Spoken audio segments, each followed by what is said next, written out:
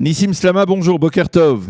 Boker Tov, Boker Tov. Alors, nous sommes aujourd'hui, nous en avons parlé avec Eliana, le jour du jeûne de Shiva Asar Betammuz, reporté, donc nous sommes 18 Tammuz dans le calendrier hébraïque, mais c'est un jeûne reporté, mais c'est un jeûne important dans le calendrier hébraïque. Et cette journée, comme d'ailleurs d'autres jeûnes, le jeûne de Guédalia ou la journée de Tisha B'Av, a été mise à profit pour essayer, on va dire, de rassembler plutôt, d'essayer de rassembler les différentes composantes au sein de la société israélienne et en particulier essayer de parler, on va dire, d'une sorte de collectif social, de mouvement social qui pourrait améliorer, on va dire, les conditions de vie au sein de la société israélienne. J'espère que j'ai bien compris l'intitulé de ce qui est organisé par Maagalé Tikkun. C'est le nom de cette association qui organise aujourd'hui entre 17h et 20h sur la Tahana à Rishona, c'est-à-dire la première gare ferroviaire, dans l'espace de cette Tahana, une sorte de colloque ou une sorte de discussion, dialogue, et vous allez animer l'un des panels de cette discussion. Alors quel est l'objectif exactement de cette rencontre, de ces rencontres? En gros, donc, on parle vraiment d'un cercle d'études, d'un panel qu'on va organiser en français. Donc, il y aura énormément de cercles d'études. Ah, ça sera en français. En anglais et en français. Et là, ce que j'anime, ce sera en français. Et on va parler de responsabilité sociale, en fait. L'idée, c'est que les jeunes aujourd'hui en Israël sont considérés comme c'est quelque chose de national. On a un peu dépassé la dimension religieuse pour arriver à quelque chose de national, et c'est bien parce qu'au bout du compte, le jeûne du 17 Tammuz, c'est la destruction c'est le passage des remparts quand les armées romaines font tomber les remparts de Jérusalem pour entrer à Jérusalem. Mm-hmm. On sait tous que le temple de Jérusalem a été détruit à cause de la haine gratuite. C'est quoi la haine gratuite? C'est le fait que les gens, l'autre ne les intéressait pas tellement. Oui. Et justement, donc aujourd'hui, donc le vrai tikkun, la vraie réparation, de refaire ça, c'est d'être responsable des autres, la responsabilité sociale, de savoir que je suis pas tout seul, qu'on est une grande famille et qu'on est responsable des uns des autres. Et donc c'est important, donc on a une rencontre, il va y avoir quelques discours avant, quelques discours après, et le clou de la soirée, ça va être vraiment ces cercles d'études. On va avoir plusieurs cercles, et il y a à peu près 14 organisations différentes qui sont responsables. J'animerai le cercle en français, on parlera surtout de responsabilité sociale, et est-ce qu'on a vraiment une responsabilité sociale, et comment la mettre en application. Alors, qu'est-ce que ça veut dire responsabilité sociale? Là, je vois parmi les participants, on voit le Rav Benilo qui est très engagé depuis de nombreuses années dans le domaine social, avec par exemple l'instauration d'une sorte de cache-route sociale pour des restaurants qui respecteraient à la fois les règles de la cache-route, mais également aussi les règles on va dire les règles sociales, comme par exemple le paiement de salaire en son temps, un salaire convenable et digne, etc. Qu'est-ce que cela peut vouloir dire de manière plus générale? Ok, d'abord c'est un excellent exemple. Ce que fait le Rav Lao, c'est un excellent exemple.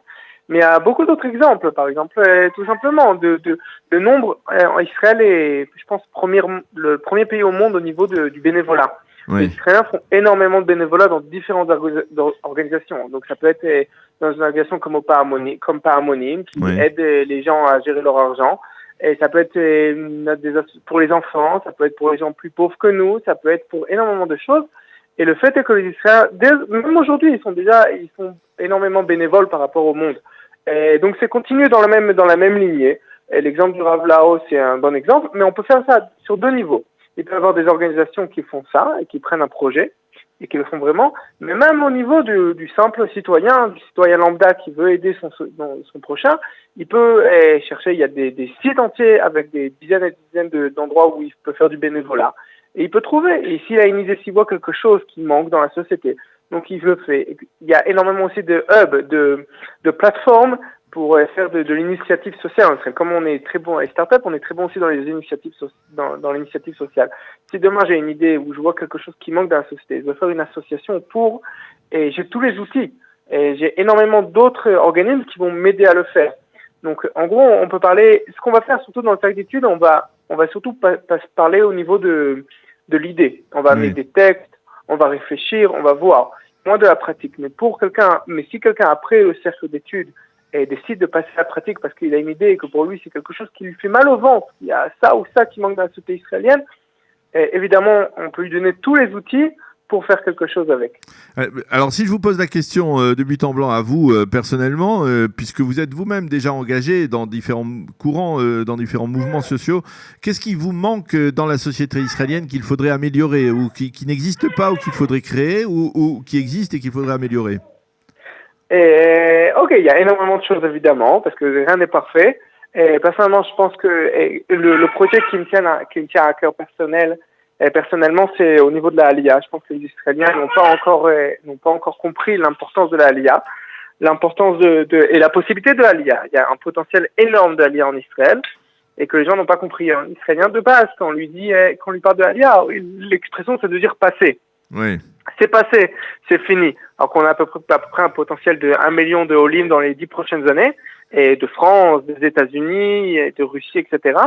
Et je pense que c'est une des choses les plus importantes. C'est pour ça que d'ici quelques mois, si Dieu veut, j'ai l'intention d'organiser un grand KNS, un grand colloque sur le sujet, amener différents spécialistes qui vont parler du sujet pour le public israélien, en hébreu pour le public israélien. Pour le sensibiliser, en tout cas. Vous avez le sentiment qu'il n'est pas... Parce que pour l'instant, les seuls qui parlent de Aliyah, c'est les Olim eux-mêmes. Oui, c'est ça. Et c'est un peu dommage. Mais ça, c'est mon projet à titre personnel maintenant. Et dans la responsabilité sociale, ça peut être énormément de choses. C'est pas obligatoirement le sujet qui moi me touche. Ça me touche personnellement parce que moi-même j'ai fait ma Aliyah il y a quelques années. Bien sûr. Et parce que je travaille avec des Olim, parce que ce qui est important pour moi. Mais évidemment, on parle, chacun a ses sujets à cœur qui le tiennent. Et il y a des gens qui ont de la famille proche et qui sont, par exemple, de la famille proche qui sont des Haredim. Et eux-mêmes ne sont pas Haredim. Et donc, ce qui est important pour eux, c'est de faire les liens entre les différents liens entre les différents groupes de la communauté israélienne. Et je connais quelqu'un qui a son fils qui malheureusement est trisomique. Et on va dire grâce à son fils, c'est un peu difficile de dire grâce à son fils, mais il a décidé de faire une association qui va s'occuper des enfants trisomiques et qui va voir ce qui leur manque dans la société israélienne. Chacun, il a sa propre niche, la propre chose qui l'importune, qui est très important pour lui. Donc pour moi, c'est la lien, mais il y a chacun avec chacun. Le plus important, c'est de prendre sa responsabilité, de pas penser, on n'est pas tout seul. De bien comprendre qu'on n'est pas tout seul, on ne vit pas dans notre coin, et que en hébreu on dit Israël, Arevim Zelazé. On est tous responsables les uns des autres. Eh bien, merci beaucoup Nissim Slama de nous avoir éclairé sur cette initiative. Je rappelle à tous ceux qui le souhaitent, donc c'est cet après-midi à la fin du jeûne, et il y aura même la possibilité de faire la tfila d'Arvit et de terminer de consommer et de manger un peu à la fin de ce jeûne de Shiva Asar Betammuz, donc à la Tachana Arishona, à l'ancienne gare ferroviaire de Jérusalem, cette fin d'après-midi consacrée donc à la responsabilité sociale, la responsabilité collective sociale des Israéliens, des panels, et dont le panel que vous animerez donc qui sera en français. Merci d'avoir été avec nous ce matin pour nous en parler en cette journée de Shiva Asar Betammuz. Merci et bonne journée. Bonne journée, au revoir. L'éditorial du matin, c'est une réflexion sur l'actualité brûlante, des développements importants, des sujets d'Aliyah et d'intégration. C'est tous les matins sur Studio Kalita.